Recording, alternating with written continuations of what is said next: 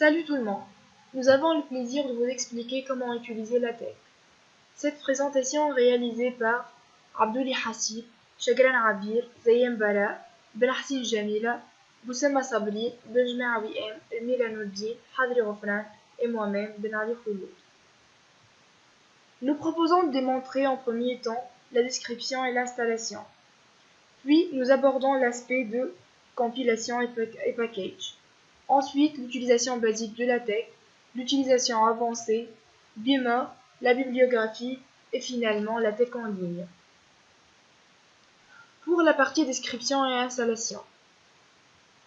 Parmi les logiciels les plus connus de traitement du texte, on a Word. Mais ce dernier, c'est plusieurs inconvénients, surtout pour les longs documents. La mise en page est pénible, le rendu final est passable, l'édition des fonctions scientifiques est longue et même fastidieuse.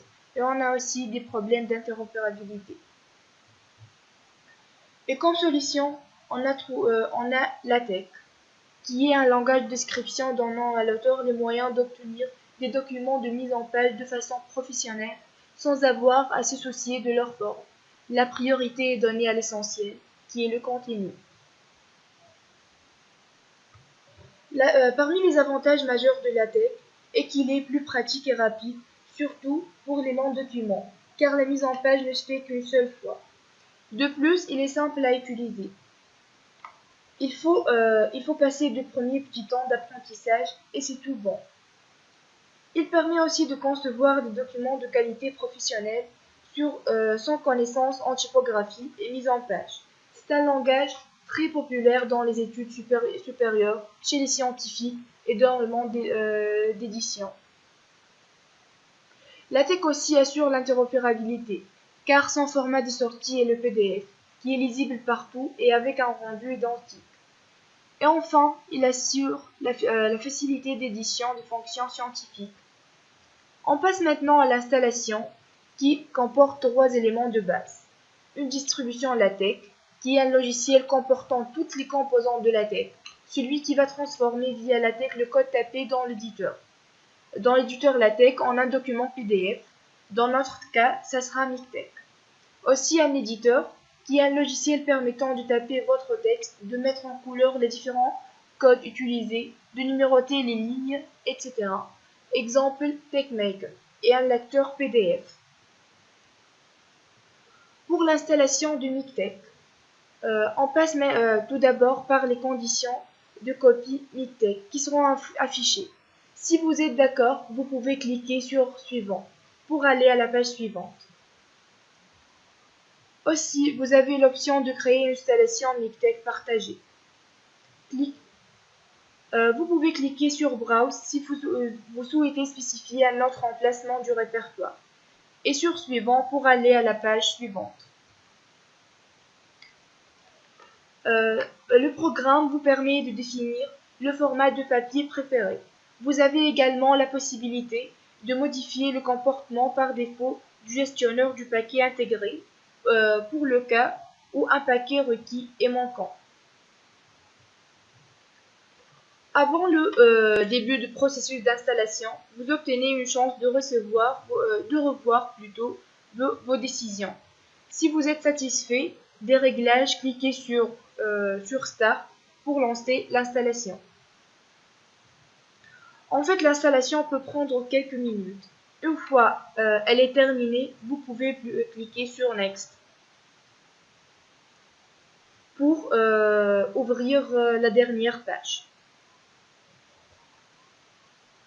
Et de cette manière, Mictech est installé.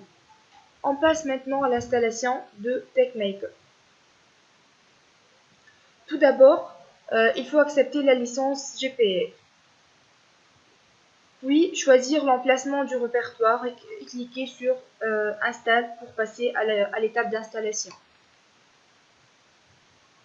Et voilà, l'installation TeXmaker est installée. Et voilà l'interface d'utilisation de ce TeXmaker. Merci et nous passons maintenant à la compilation et package. Merci beaucoup Khouloud Ben Ali. Alors cette partie est présentée par Chagran Abir. Je veux essayer tout au long de cette partie de vous expliquer les termes compilation et package sous LaTeX.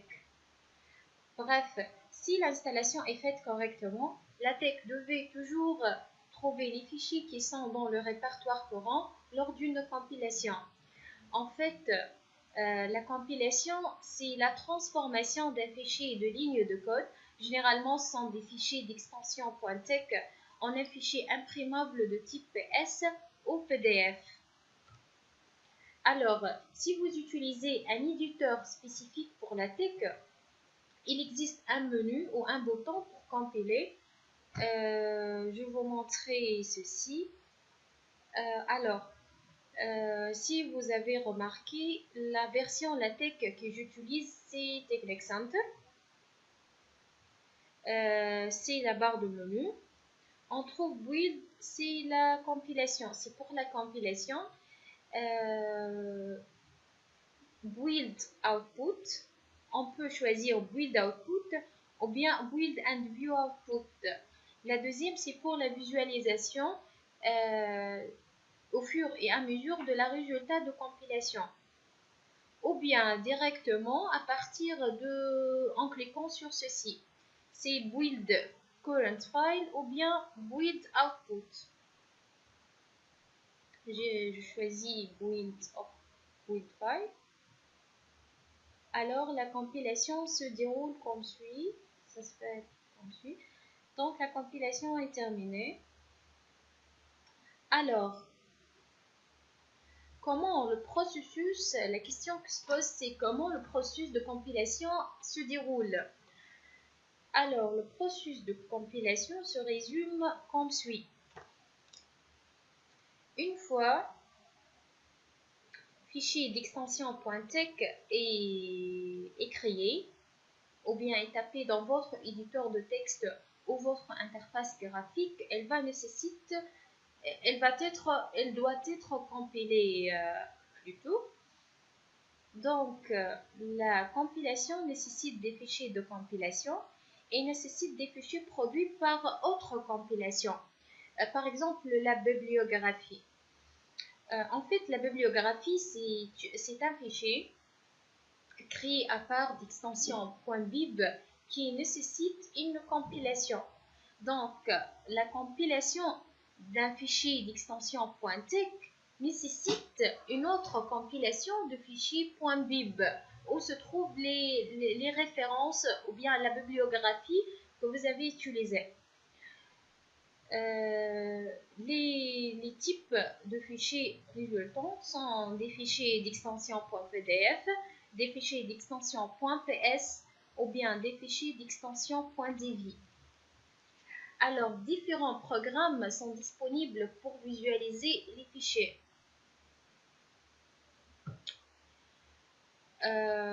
Soit format DV, soit des formats PDF, soit des formats PS.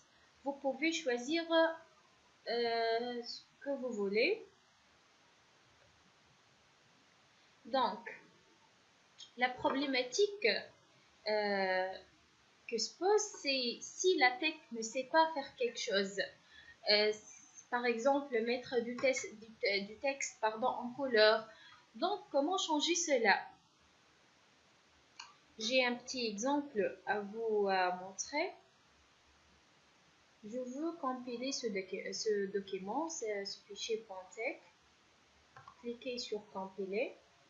Alors, la compilation a été interrompue. Et afficher cette fenêtre. La fenêtre suivante, cette fenêtre, demande l'installation d'un fichier d'un package plutôt absent. Or, le package se trouve dans le chemin suivant. Tout simplement, cliquez sur installer pour l'utiliser par la suite. Donc, comme vous avez remarqué, la solution, c'est la manipulation des packages.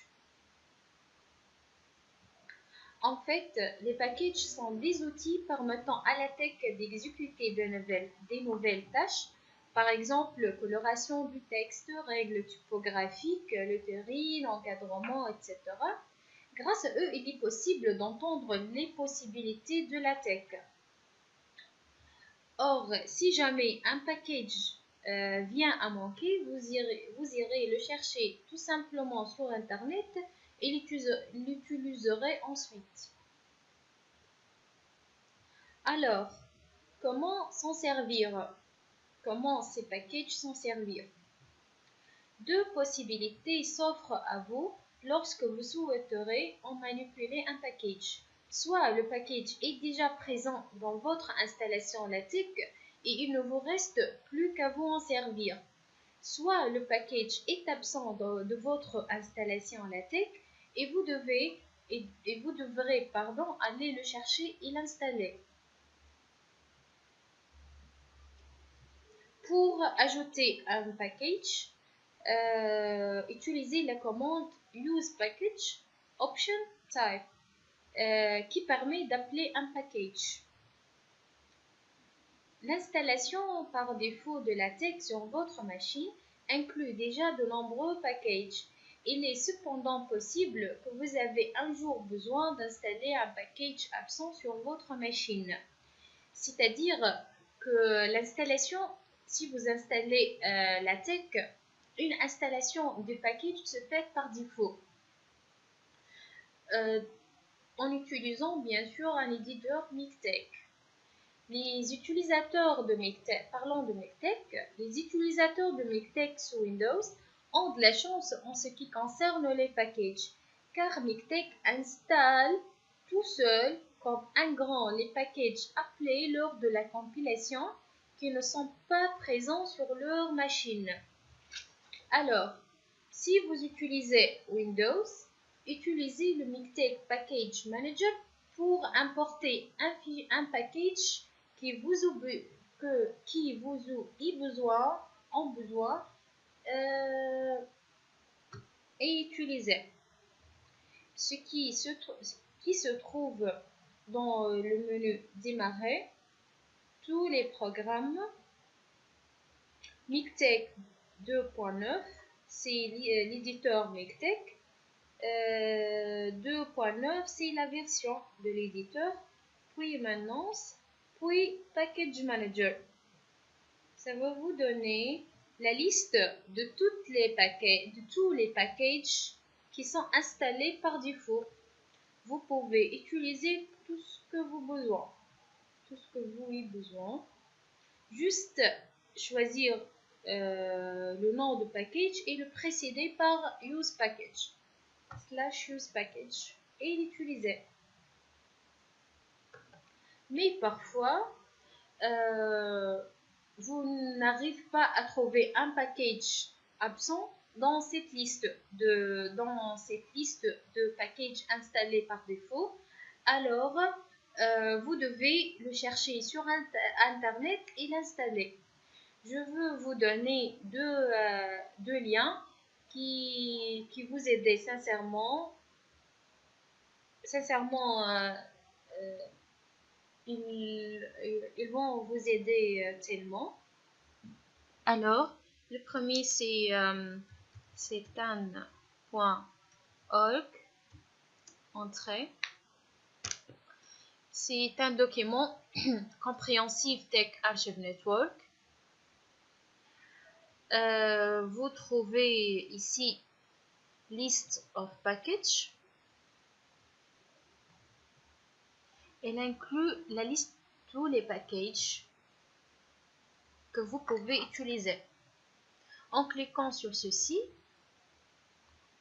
elle affiche, quand vous marquez dans le petit cadre, le nom et le type de package. Et le résultat d'utilisation de ce package. Vous pouvez aussi les chercher depuis leur nom ou leur type. Par exemple, le B. Choisir la lettre B. Ça va donner la liste de tous les packages qui commencent par B. ainsi de suite. Utilisez tout ce que vous voulez. Et le précéder, bien sûr, par le use package, puis le nom, ou bien le type, et l'utiliser. Il contient une explication de l'utilisation de ceci, etc. Il existe aussi un autre document, text.loria, LaTeX Navigateur. C'est une documentation complète de LaTeX. On trouve ici macro and packages. Il contient la liste de tous les packages souvent utilisés. On trouve les packages de base, les packages pour la format graphique, les tools, etc. Elle inclut vraiment plusieurs types de packages. Alors vous pouvez l'utiliser. Ils sont très utiles et surtout pour les débutants pour l'utilisation de LaTeX. Alors c'est terminé par cette partie. Je vous laisse la parole à ma collègue Boussema Sabrine pour vous parler de l'utilisation basique de LaTeX. Merci beaucoup. Après avoir installé LaTeX et inclure tous les packages qu'on aura besoin, on peut commencer de rédiger notre publication. Dans cette partie, l'utilisation basique de LaTeX, on s'intéresse sur la partie mise en page. C'est-à-dire, on va apprendre entre autres la structure du document, justification, espacement des paragraphes, la modification de la forme, les marges, les listes numérotées, etc.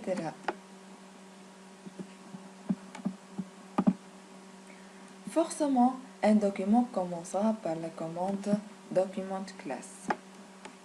Document class a plusieurs types. Les 4 types qu'on aura besoin: un article, un livre, une lettre ou un rapport. Le tableau suivant liste les options applicables à la commande document class. Pour le format du papier, on a comme valeur A4 paper, A5 paper, letter paper, et on prend par défaut letter paper. C'est-à-dire cette formule qu'on aura par défaut, elle se déroule tout notre projet. De plus, on a la taille de police qu'on peut l'utiliser dès le début, 10 points, ou par défaut c'est 10 points.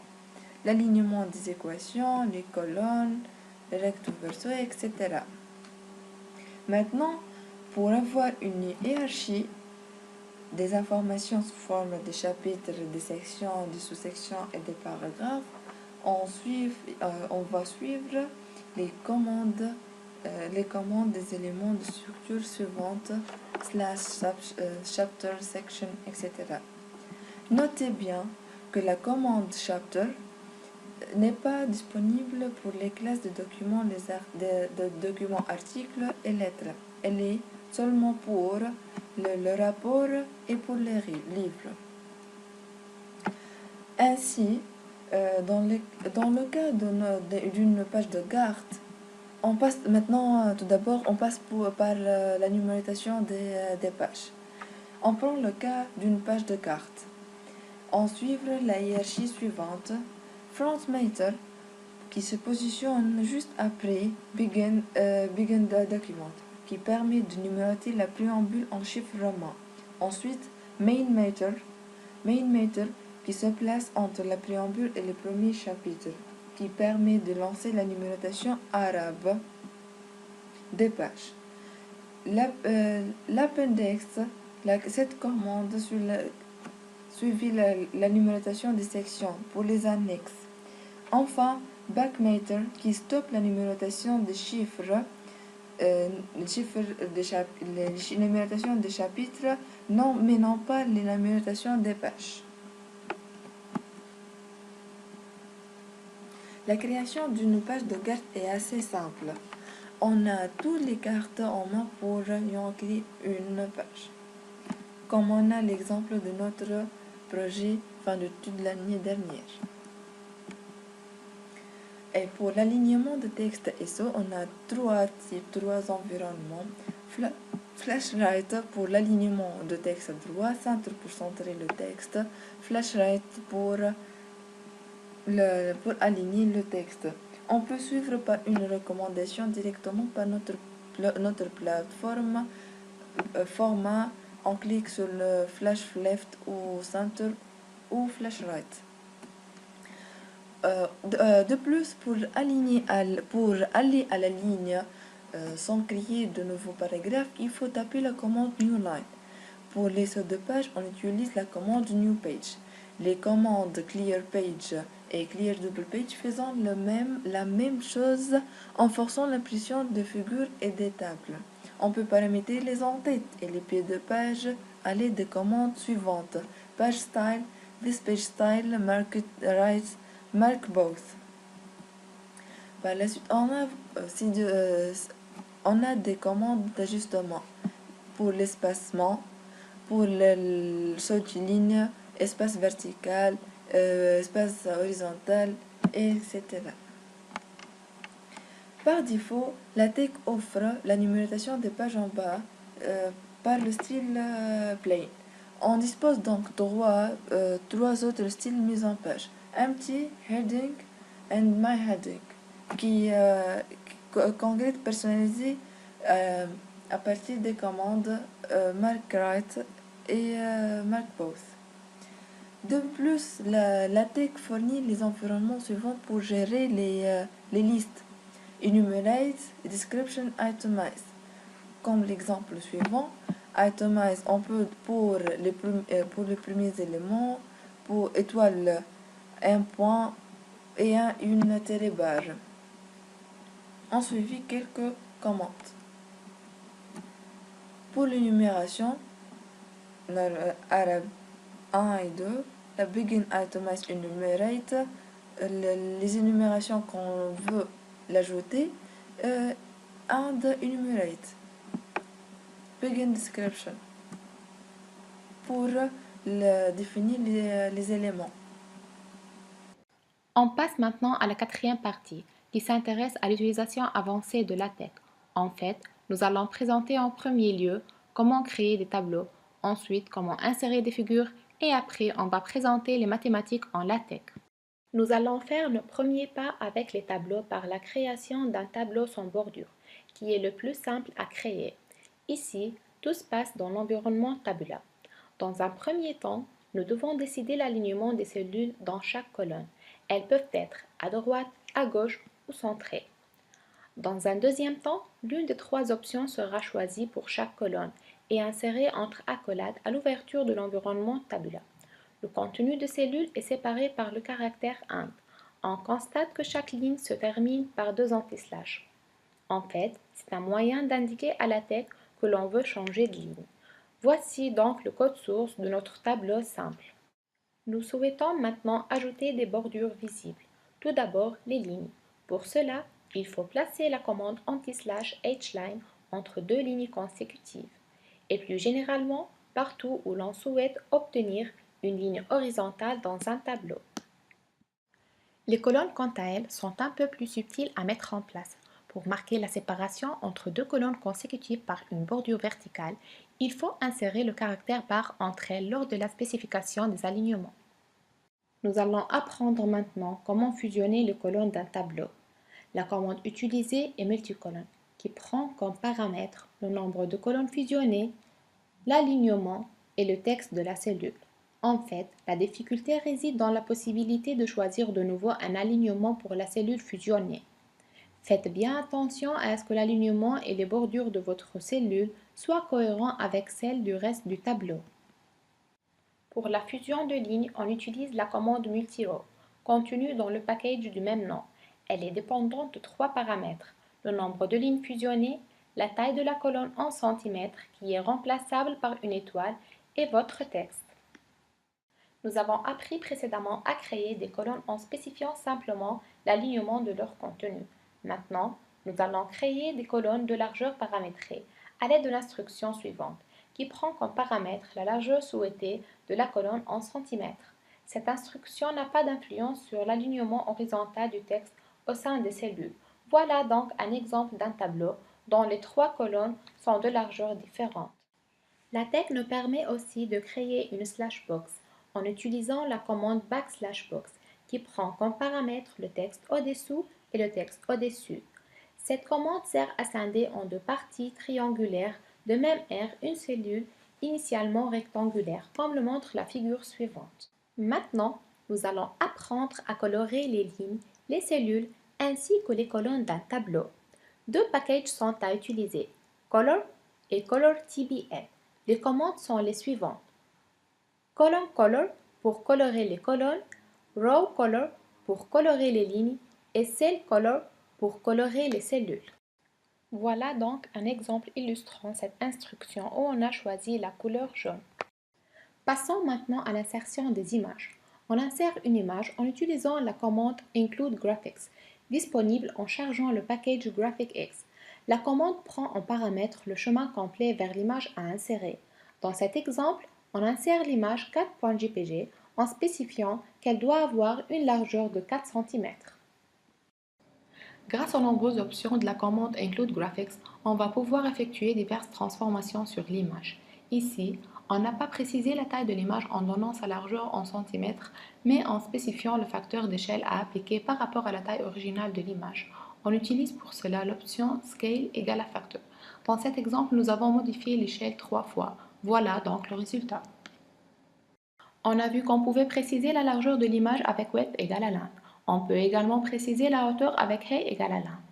Lorsque vous précisez les 2 options, il se peut que l'image soit déformée. Pour la forcer à garder son aspect, il faut ajouter Keep Aspect Ratio égale à True. Lorsque cette option est présente, c'est toujours la dernière dimension demandée qui est prise en compte. Dans notre cas, c'est donc la hauteur de l'image qui sera fixée. On peut également effectuer une rotation de l'image en utilisant l'option Angle égale à Value.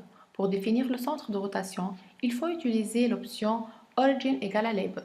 Le label se compose de lettres parmi L, R, C, T, B, grand B pour Left, Right, Center, Top, Bottom et Baseline. Vous remarquez également que l'ordre des options est important. Dans le premier cas, on impose une largeur de 2 cm, puis on effectue la rotation. Dans le deuxième cas, on procède dans l'autre sens. Dans le troisième cas, la rotation est effectuée par rapport au bas B de l'image.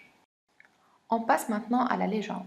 Pour ajouter une légende à une image, il faut la placer dans un environnement figure et utiliser la commande Caption. Attention au fait que l'environnement figure définit un nouvel objet flottant. Vous n'avez donc plus le contrôle absolu sur le placement de votre image. Voici un exemple. Afin de centrer l'image, il faut utiliser la commande Centering. Vous pouvez placer la légende au-dessus ou au-dessous de l'image en changeant la position de la commande Caption. Passons maintenant à l'insertion des images l'une à côté de l'autre. Pour cela, il suffit de placer les Include Graphics les uns à la suite des autres. Si on souhaite placer 2 figures avec légende côte à côte, on va devoir utiliser des mini-pages. On utilise donc 2 environnements mini-pages, chacun ayant sa propre légende. Le contenu de chacun est centré horizontalement, ainsi que le contenu de la figure. Enfin, on aligne une mini-page verticalement avec l'option T afin d'avoir les 2 légendes au même niveau. Il existe beaucoup d'options qu'on peut effectuer sur les images en LaTeX. À la fin de cette section, nous allons parler de l'insertion des images sur la droite d'un texte. Pour cela, on va utiliser l'environnement WrapFigure du package WrapFig. On précise en option le nombre de lignes de texte se trouvant à la même hauteur que l'image et ensuite, en paramètres, on précise de quel côté il faut placer l'image et quelle est la largeur de la zone autour de laquelle le texte doit couler. Pour ajouter une légende, il suffit d'utiliser la commande Caption Off comme l'on a vu. Voilà donc une image placée à la droite d'un texte. Un des aspects pratiques de LaTeX est bien sûr la génération de formules mathématiques. Elles seront naturellement belles et sans que vous n'ayez à faire quoi que ce soit. De plus, si vous avez un mauvais souvenir d'un certain éditeur d'équations, réjouissez-vous, vous n'avez pas besoin de souris pour écrire des équations. La génération d'équations avec la tech est un domaine particulièrement vaste. Nous présenterons ici les bases requises pour produire les formules usuelles. Cette partie de notre projet ne constitue donc qu'une petite introduction à la manipulation des formules avec la tech. Donc la tech doit savoir à l'avance si le texte à traiter contient ou non les éléments mathématiques, car il compose les notations mathématiques différemment du texte normal, comme la police change, ainsi que l'espacement. Donc pour l'insertion d'une formule mathématique dans une ligne de texte, on écrit begin math et end math, simplifié par le symbole de dollar ou par l'anti-slash et parenthèse ouvrante et l'anti-slash parenthèse fermante. Pour des formules isolées et centrées sur une ligne, on écrit begin display math et end display math, simplifié par l'anti-slash accolade ouvrante et slash accolade fermante ou par le symbole de dollar. Pour begin équation et end équation produit le même résultat mais numérote automatiquement les formules. Pour les systèmes d'équations, on écrit begin EQN array et end EQN array.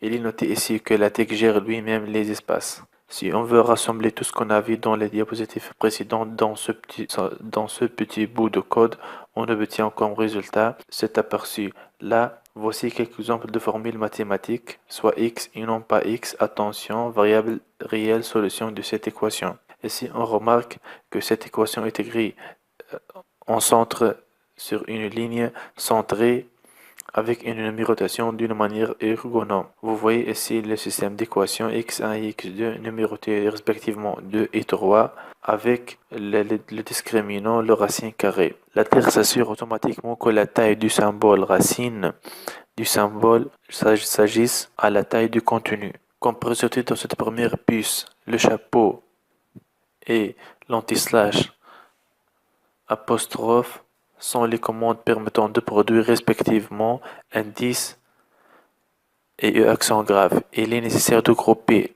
les arguments entre les accolades pour que ces commandes agissent sur plusieurs symboles.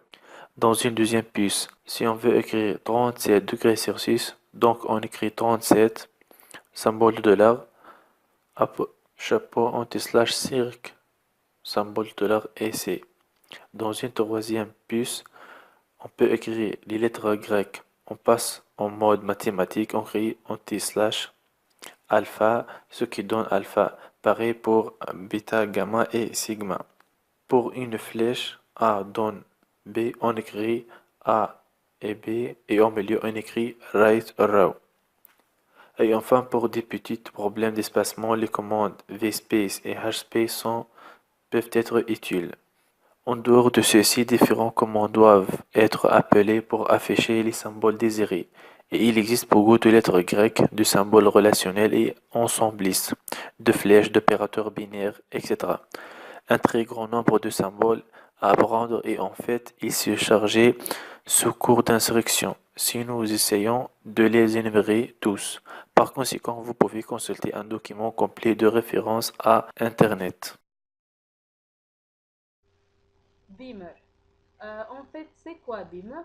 Beamer est une classe LaTeX faite spécialement pour la création des présentations comme des présentations PowerPoint. La classe Beamer répond à un besoin très ancien de créer une présentation à l'ordinateur à partir d'un document écrit en LaTeX. Le document produit est du PDF qui est projeté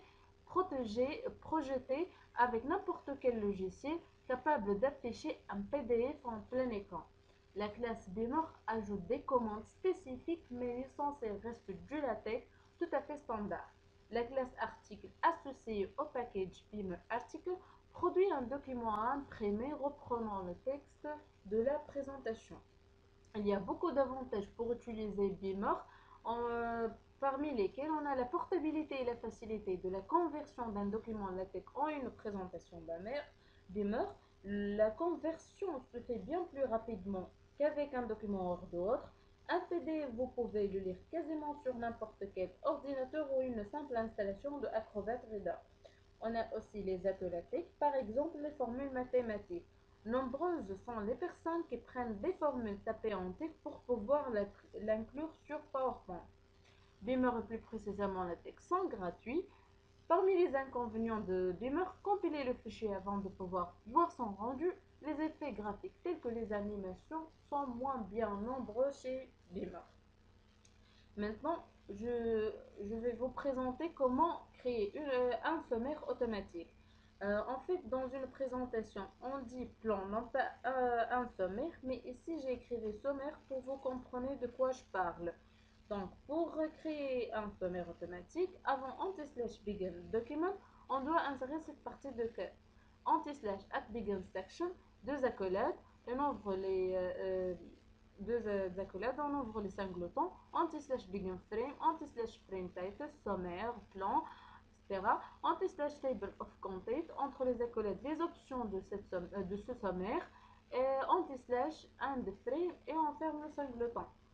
Avant chaque section dans lequel le titre de cette section apparaître dans le plan, on doit insérer cette ligne de code anti/section entre les singletons, le titre de cette partie ou bien cette section. Comme vous voyez ici, c'est une capture d'écran d'un sommaire automatique ou un plan automatique. Aussi, on peut ajouter des vidéos et animations. Pour insérer une vidéo, on doit insérer tout d'abord anti/use package multimédia avant anti/begin document. Et dans la page à laquelle on va ajouter une vidéo, on doit ajouter anti/movie, les options et liens de vidéo. Aussi, on peut ajouter des animations, anti/trans, nom de l'animation, overlay et les options. Overlay, c'est-à-dire entre combien de slides on va mettre les animations. Mais généralement, l'animation se fait entre deux slides. Pour cela, vous pouvez toujours mettre un dans l'overlay. Donc, pour d'autres animations, vous pouvez visiter ce lien dans lequel vous trouvez des différentes animations. Alors, passons maintenant à la partie pour créer une page de gare. Donc, pour créer une page de gare, comme vous voyez ici, on doit tout d'abord insérer anti/title, c'est le titre de page de gare, anti/author, les auteurs de cet exposé, anti/institut ou bien laboratoire de recherche, l'institut ou bien laboratoire de recherche, anti/date, dans lequel on insère le date de cet exposé. Ensuite, code Beamer, les lignes de code essentielles, donc anti/document class Beamer, c'est-à-dire on va travailler avec Beamer, c'est les trois lignes de code au use package, c'est-à-dire on va réaliser des diaporamas en français. Anti/juste morceau permet d'utiliser le thème morceau. On peut éliminer cette ligne de code pour travailler avec des diapos vierges. Anti/begin document, début de la rédaction du diaporama. Anti/begin frame, anti/end frame, une page de présentation. Et anti/end document, fin de la rédaction du diaporama. Donc il y a plusieurs thèmes que vous pouvez utiliser avec Beamer. Donc, pour créer un bloc, comme vous voyez ici, donc anti/begin block. Qu'est-ce qu'un bloc Beamer? Le titre de bloc qui apparaîtra dans la partie bleue, et tout simplement ceci, le contenu du bloc, anti/end bloc. Donc la taille du bloc, ça dépend euh, du contenu de cette bloc. Ensuite, on va passer aux parties code. Donc, les liens hypertextes. Pour utiliser les liens prédéfinis par Beamer, on utilise la commande hyperlink, auquel le nom hyperlink est prolongé selon l'action qu'on veut donner au lien. Voici les différents types de liens prédéfinis qu'on peut trouver. Par exemple, anti/hyperlink slide preview, votre texte va au début de la section en cours de lecture.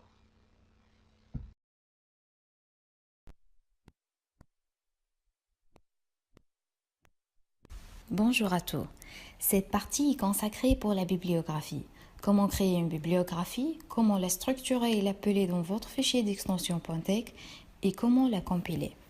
En LaTeX, la bibliographie doit être écrite dans un fichier d'extension .bib. Celle-ci est un exemple de fichier d'extension .bib. C'est une bibliographie en LaTeX de type BibTeX Database. Vous voyez ici, c'est un fichier d'extension .tex qui est de type LaTeX Document. C'est là où on va appeler notre fichier d'extension .bib. J'ai déjà fait un petit exemple pour mieux comprendre, donc je vous la montrer. La structure du bibliographie est sous forme des blocs. Chaque référence doit être écrite dans un bloc. On commence par le type d'œuvre. Donc ici, si on parle d'un site web, donc on doit spécifier le type d'œuvre @online. Si c'est un article, on écrit @article. Si c'est un livre, on écrit @book. Et il existe plusieurs d'autres types, donc vous pouvez les chercher sur Internet. Ensuite, dans ce bloc, on spécifie le bloc par des accolades. Et la première chose à écrire, c'est le nom du référence. C'est à votre choix, mais elle doit être unique. Après, c'est les informations reliées à votre document que vous voulez les référencer dans ce bloc. Ici, on a author, title. Vous devez faire attention. Vous devez toujours utiliser les accolades et virgule. Ici, c'est un URL d'un site web. Donc, j'ai écrit /URL entre deux accolades, l'URL. La même chose pour l'article. Enregistrez votre fichier de bibliographie en extension .bib. Après, on passe à notre fichier d'extension .tex. C'est là où on va utiliser les deux références de notre bibliographie. La partie qui précède le Begin Document, c'est la partie où on va écrire les packages qu'on va utiliser dans notre document. La partie qui est entre le Begin Document et End Document, c'est le corps de notre document. J'ai écrivé deux exemples. Le premier exemple, c'est Site de zéro, contient un tutoriel de LaTeX. Donc, je dois spécifier le source de cette information. Donc, il faut écrire la référence de cette information qui existe dans mon bibliographie. Cette référence, je l'ai donnée comme nom ref1. Donc, je reviens à mon fichier d'extension .tex et j'écris /site entre accolades ref1, le nom de cette référence. Après, le deuxième exemple, c'est un article expliquant l'utilisation de la bibliographie de LaTeX. Je l'ai donné comme nom dans ma bibliographie ref2. Donc, je reviens à mon fichier .tex et j'écris /site entre accolades ref2, le nom de cette référence. Maintenant, on va insérer notre fichier bibliographie dans notre document. Donc, pour ce faire, on écrit /bibliographie et entre accolades le nom de notre fichier bibliographie. Après, on peut spécifier l'ordre d'apparition des références. Et pour cela, on écrit /bibliographie style et entre accolades l'option qui spécifie l'ordre d'apparition. L'option que j'ai utilisée sert à afficher les références telles que je l'ai écrit dans mon fichier .bib. Si vous voulez les ordonner dans l'ordre alphabétique, vous pouvez utiliser APA comme option. On passe maintenant à la compilation de notre fichier. Tout d'abord, on doit compiler notre fichier d'extension .tex une fois. Après, on passe à compiler notre fichier d'extension .bib 2 fois. Et on revient pour compiler notre fichier d'extension .tech une autre fois.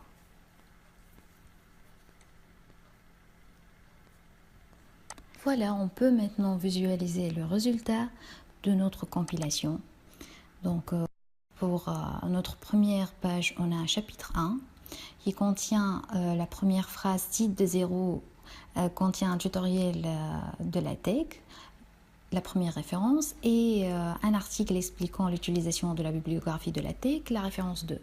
Pour la deuxième page, on a la bibliographie qu'on a écrivée dans notre fichier d'extension .bib et qu'on a appelée dans notre fichier d'extension .tech.